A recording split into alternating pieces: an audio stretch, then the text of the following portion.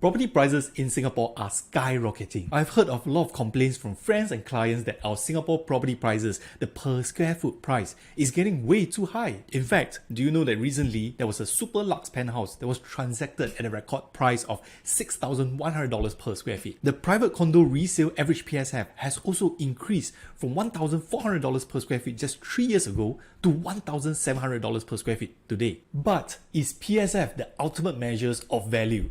Today, I'm going to review the hidden truth behind property prices and what you are truly paying for. Hi, my name is Paul and welcome back to our channel. I'm super excited to dive into today's topic because I know how confusing property prices can be. Is PSF really the best way to judge a property value? Let's find out today. Before we begin, please help us to like, share and subscribe to our channel for more insightful contents on property investment, real estate trends and home buying tips. Before we jump into the specifics, I would like to share why is this topic so important. When you're looking at a property price, it is easy to get fixated on per square feet or PSF. But the truth is, there are so many factors that can affect the actual value that you are getting. From the bizarre layout to the unusable space, these hidden issues can significantly impact your investments. So let's break down and uncover what you are really paying for. Today we're going to go through real-life example on how property layouts have evolved over the years and how homeowners are in fact paying less for more despite the increase in PSF. Awkward layout, bay windows, big balconies, dumbbell layouts, and harmonizations of floor area definitions. Number 1. Awkward layout. We often focus on the PSF. But what about the actual use of space? Awkward layouts can deceive you into thinking that you are getting more for less. Back in the earlier years, our property floor plans were quite interesting. We have seen unit layouts with curved bedroom, angular shaped rooms with huge pillows, triangular shaped rooms or even irregular shaped ones with weird corners and spaces. Such layout translate to a lot of wasted space simply because you can't fit any furniture in there, thus reducing the functional area of your home. What's worse is having to design the house interior to try to accommodate or conceal those features. For example, look at this unit at La Crystal. It has a circular space in the master bedroom with a pillar right in the middle. Imagine trying to furnish and design around that. It's like trying to solve a puzzle. Next, let's talk about bay windows. Bay windows were first introduced to give a more open and spacious feel to the unit, as windows are protruded out of the exterior wall of the building. But what you don't know is that these bay windows were actually excluded from the GFA. But they are included in your unit floor area when you purchase the unit. This of course translates to increased profitability for the developer. If you have seen these bay windows, I'm sure you realize that they're actually quite a pain when it comes to utilizing it. There's not much you can do with this space. You can either design a sitting bench on it or put a study table or bed on top of it by the window. Let's take a look at this 2-bedroom unit in One North Residences. The total area of the bay window is almost as big as a room. That's paying for a lot of wasted space. It wasn't until 2008 that the DCA placed a new ruling to include the bay window as part of GFA, such that developer will stop building more of this. Did you not realize that bay window have kind of slowly disappeared since then? I hope you guys are learning something so far.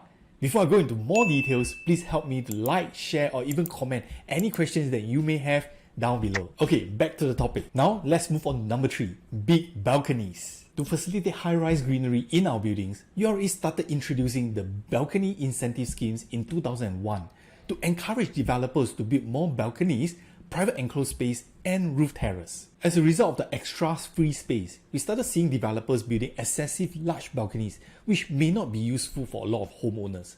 Balconies are great for a little bit of outdoor spaces, but excessive balcony size can greatly inflate your property price. You see, balconies are included in the overall floor area that you're paying for, even though they might not be as useful as indoor spaces. To address this, new regulations were implemented in 2019 to limit the excessive balcony size to ensure that buyers get better value for their money. Check out this floor plan of a 3-bedroom in the Beverly. The size of the balcony is the same size as its master bedroom.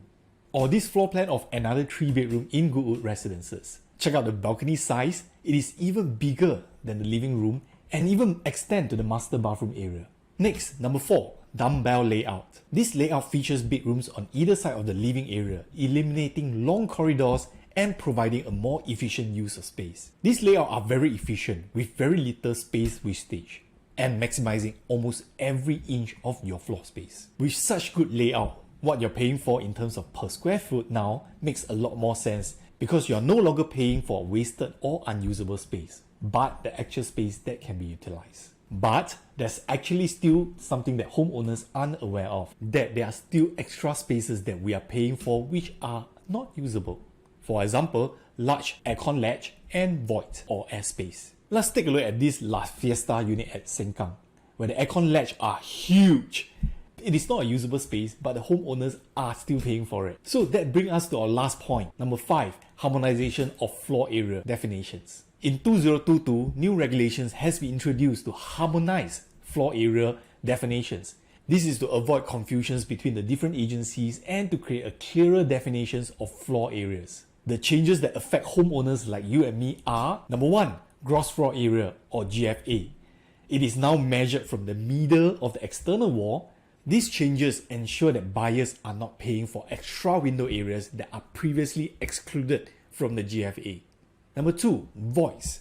Voids are excluded from the GFA calculations. Previously included void areas which are inhabitable are no longer counted, ensuring buyers only pay for usable space. Number 3, strata areas. Strata areas are now included in the GFA. These include private roof terraces, aircon latches, and ensuring that all areas considered in the prices are actually usable space. What this means is that homeowners will now pay for the actual usable space instead of the unusable ones such as airspace, voids, and ultra huge aircon latches. This actually helps to save a lot on housing prices because instead of paying for a bigger unit size, you can now enjoy the same amount of space in a smaller size unit. For example, if you compare this 893 square feet 2-bedroom unit in Adam Park that was built in 2004 versus this 657 square feet 2-bedroom unit in Juniper Hill that was recently built in 2022. You will see that despite the smaller size, the newer units offer a more efficient and comfortable layout.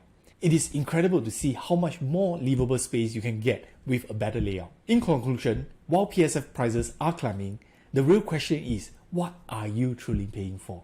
Do take into consideration the amount of usable space that you're actually paying for instead of focusing on just the PSF. So a word of advice: don't go running for an old resale property just because of its low PSF.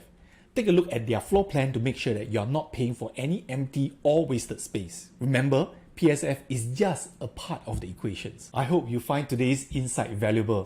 If you did, please like, share and subscribe to our channel. And don't forget to hit the bell button so that you will get future notifications on our latest videos. For more property investments and buying tips, do sign up for our webinar classes where we'll be sharing greater insights with you.